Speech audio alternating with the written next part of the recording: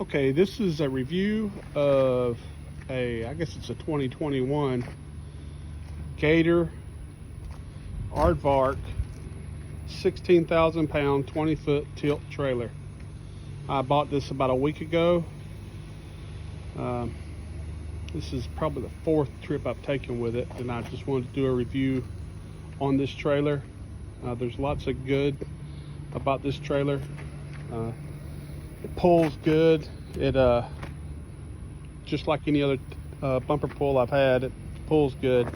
One of the selling points that the Gator uses is this Aardvark design distributes the weight somehow differently, but I don't see that. But it pulls as good as any bumper pull trailer I got.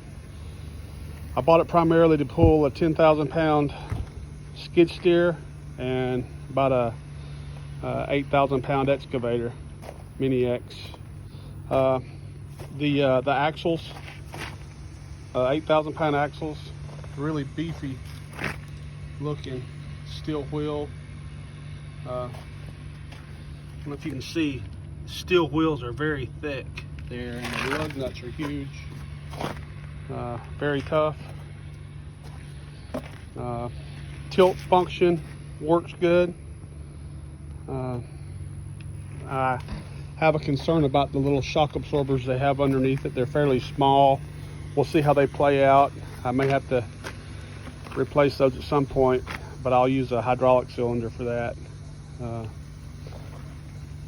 The toolbox is huge. It's a huge toolbox. Open it up, just open storage space under there. Really good toolbox. And that's one of the advantages, I guess, of having this design on the tongue is you get a really wide storage area, and plus you get a spare tire.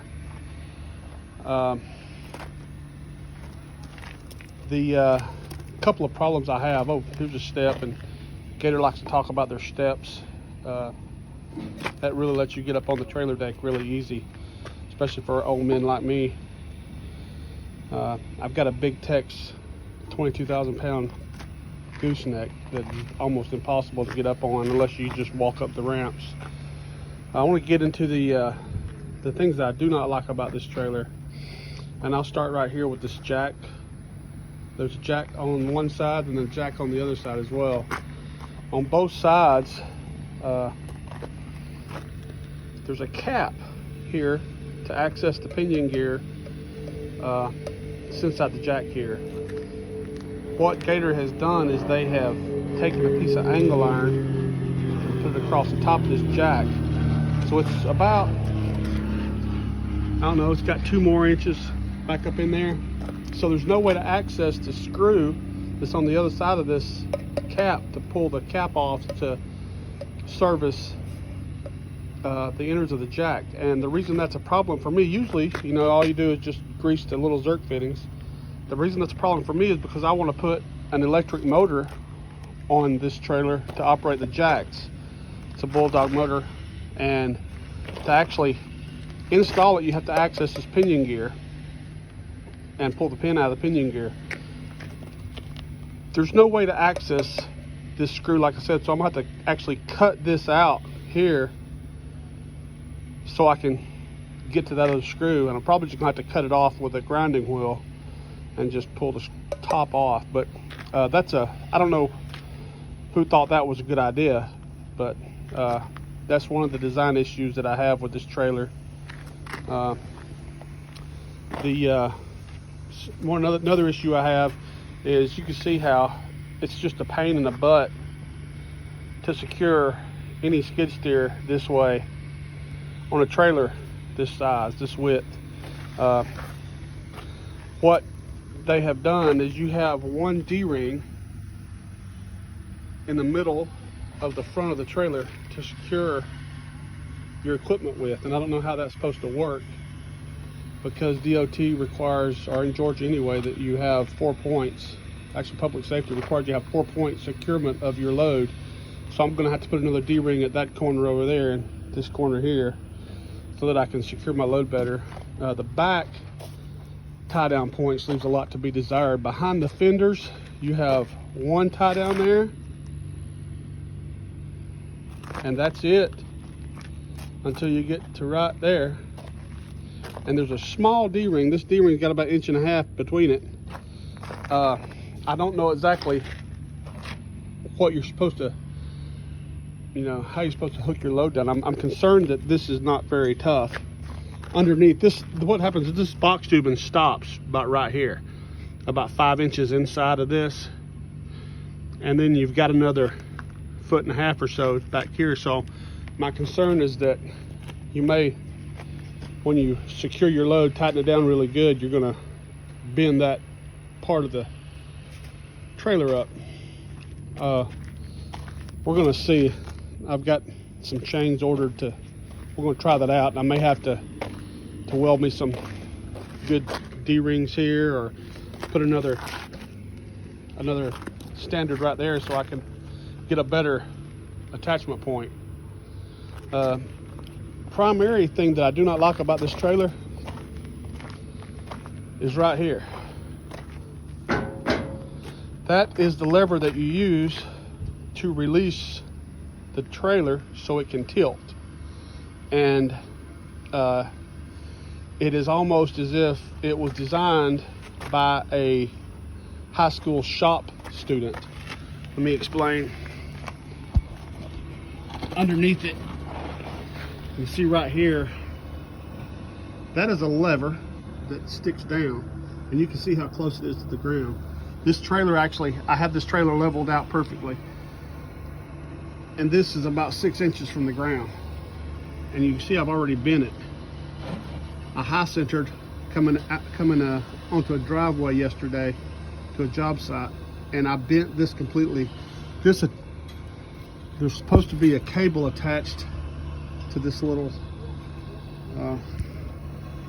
thing here. There's supposed to be a cable attached there so that when you operate this lever, it allows the trailer to release up underneath. Well, needless to say, this thing it's bent. I don't know. I'm sure they have requirements and whatnot to make sure that this trailer locks down, but this is just a real crappy design. It's just horrible. So this thing is gonna have to be totally redone. I don't know, I may take it off completely, I don't know. When I have a piece of equipment on the trailer, I don't see how it's gonna tilt. But this is an auxiliary, I guess, safety catch to keep the tilting portion down. But another thing, it's just one of those things that makes you go, wonder why they do something. This is a safety pin that's supposed to attach. When it's locked in place, this is supposed to be able to come up here, and I can't do that now, obviously, because it's broken. But this pin is just attached by a zip tie right there, and just expect better for the money I paid for this trailer. They claim to be a top-notch trailer company, and all the welds look good that I've seen so far. But the design of this, I just don't understand. It's just crappy design. Overall, I'm going to put it in the shop. Like I said, I'm going to have to cut this out, cut these sections here out to put my electric motor on when they come in. I'm just going to put it in the shop, and I'm going to weld some more D-rings on it. I'm sure I can get it to be a trailer that functions the way I want it to function, but straight out of the gate, this trailer just leaves a lot to be desired. If you're looking for a trailer, I guess if you're pulling lawnmowers around or something, you're okay, but when you really got to secure something well. Any case, that's my review. Oh, one other thing I wanted to share, another thing where you expect a little bit more.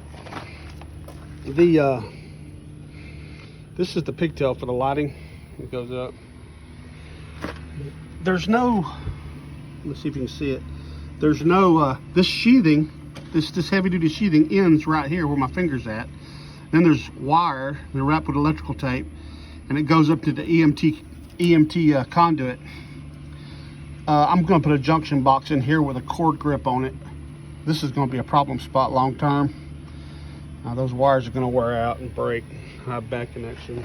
But well, that's it. That's the Gator 20-foot tilt Aardvark 16,000 pound trailer. Thank you for watching.